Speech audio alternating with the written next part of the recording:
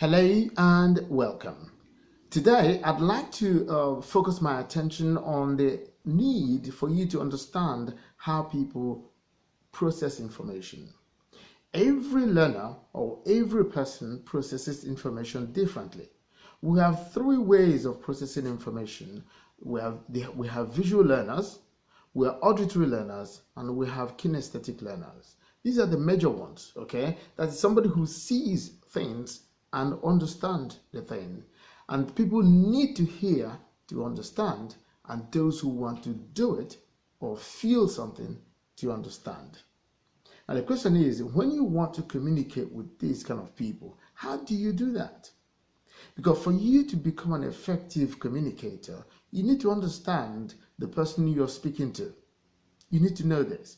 Because if you don't know how to identify the person's way of processing information, you would always get it wrong. Because when you're speaking to a visual learner, for example, who needs to see the thing you're talking about, if you tell him that I saw a very big and gigantic house, for example, and then you cannot show him something very similar or equivalent to what you're saying, he's not going to see it. Or he needs to see it to understand exactly what you're talking about. And so you need to identify the person's way of processing information in order to get the best out of your communication. A visual learner would always like to see images. An auditory learner needs to hear something said and explained clearly. You need to explain with concrete results or concrete examples for the person to understand exactly what you're saying.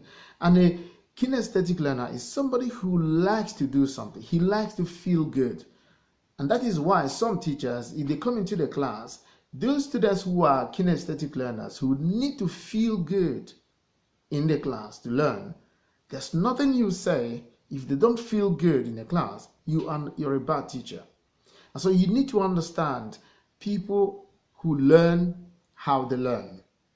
If you do that, you would know how to communicate effectively, and you would always come across effectively, and people would understand what you're saying. In our subsequent lessons, I will give you examples of each of these three processes of processing information. Okay? And until next time, friends, please keep speaking up.